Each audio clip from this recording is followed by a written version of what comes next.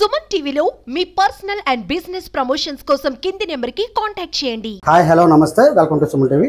నేను మీ వర్మని. చూస్తున్నట్లయితే మనం పల్నాడు జిల్లా వినుకొండలో అయితే సిపిఐ లిబరేషన్ పార్టీ ఆఫీస్ దగ్గరికి అయితే మనం వచ్చాము. ఇక్కడ టిట్కో అనేది ఒక పెద్ద సమస్యగా మారింది అనేది ఇక్కడ స్థానికులు అయితే ఇక్కడ చాలా మంది ఇక్కడికి వచ్చున్నారు.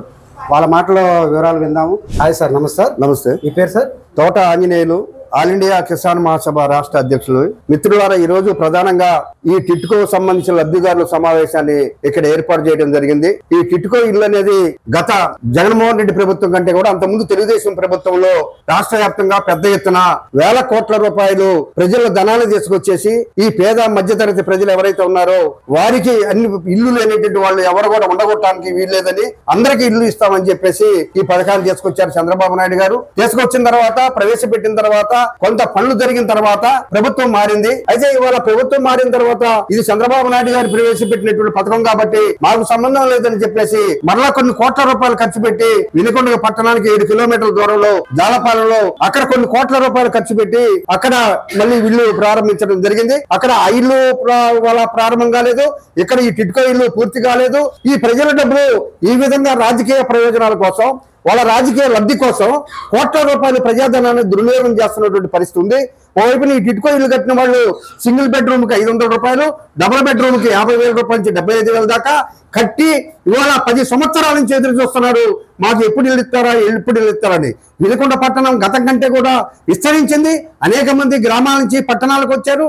ఇవాళ ఇంటి అద్దెలు విపరీతంగా పెరిగిపోయి ఒక సగటు మనిషి మధ్యతరగతి ప్రజలు ఇవాళ అద్దెలు కట్టుకోలేక సతమతమవుతున్నటువంటి నేపథ్యంలో మాకు ఈ టిట్కో ఇల్లు వస్తాయి అనేటువంటి ఒక ఆశతో ఎదురు చూస్తుంటే ఈ పాలక వర్గాల యొక్క ప్రతినిధులు వాళ్ళ రాజకీయ ప్రయోజనాల కోసం కోట్ల రూపాయలు డబ్బుల్ని, ప్రజల డబ్బుల్ని దుర్వినియోగం చేసుకుంటూ ఒక రాజకీయ క్రీడ అనేది ప్రారంభించారు.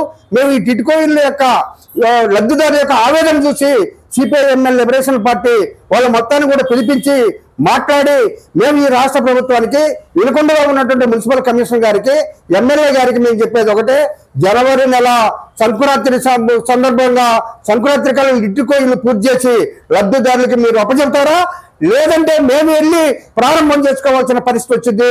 అలాంటి పరిస్థితి మీకు రానివ్వకు, మీ గవర్నమెంట్ కి అప్రదిష్ట వస్తుంది అనేది కూడా మేము తెలియపరుస్తున్నాం.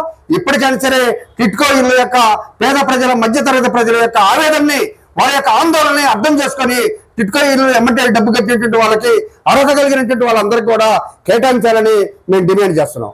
ఒక వాలంటరీ వచ్చారు. వచ్చి మాకు మా ఆయన అంటే తనకి హెల్త్ కండిషన్ బాగాలేదు, మాకు 3 పిల్లలు ఎంక్వైరీ చేశారు. అమ్మ మీకు తెలుగుదేశం పార్టీ ద్వారా అపార్ట్మెంట్ పట్టా వచ్చింది మీకు అని చెప్పారు. చెప్పి కూడా దాదాపు ఇప్పుడు 6 సంవత్సరాలు వెళ్ళిపోతుంది. ఇంతవరకు అయితే మాకేం అందుబాటు చేయలేదు. పట్టా ఇచ్చారే గానీ మాకు ఇక్కడ అని ఇవ్వలేదు మాకేమి. ఏమంటే ఏమన్నా కట్టే ఉద్దేశం ఉందమ్మా మీకు డబుల్ బెడ్రూమ్ అని అడిగారు. అయితే మేమైతే కట్టలేని పరిస్థితి అండి, మేము కూలి చేసి బతికే వాళ్ళం అని చెప్పాను. అయితే 500 కట్టాలండి అంటే నాకు అవి కూడా లేవండి, నేను పిల్లలు పోషించుకోవడమే కష్టం అన్నాను. ఇస్తామన్నారు కానీ ఇంతవరకు మాకు అందజేయలేదు. కట్టలేదండి. మా వాలంటరీ చెప్పారు పర్లేదమ్మా మీరు కట్టకపోయినా సరే మీకు ప్రభుత్వం ఇస్తామని చెప్పారని చెప్పేసి ఒక ఎంఆర్ ఆఫీస్ కి పిలిపించి ఇది రిజిస్ట్రేషన్ చేస్తున్నామని చెప్పి తప్పు కూడా వేయించుకున్నారు. ఇంతవరకు అయితే చూపించట్లేదు. నాకు 3 పిల్లలండి. నేను మా భర్తకి పక్షవాతం వచ్చి మంచంలో ఉన్నాను. లేదండి, ఇంత కట్టుకోలేక అల్లాడిపోతున్నాను. మాకు ఇప్పుడున్న ప్రభుత్వం మారింది కాబట్టి మాకేమైనా ఇప్పుడైనా చూపిస్తే. పేరు ఏరియా చెప్పండి. నా పేరు ప్రేమ కుమారి.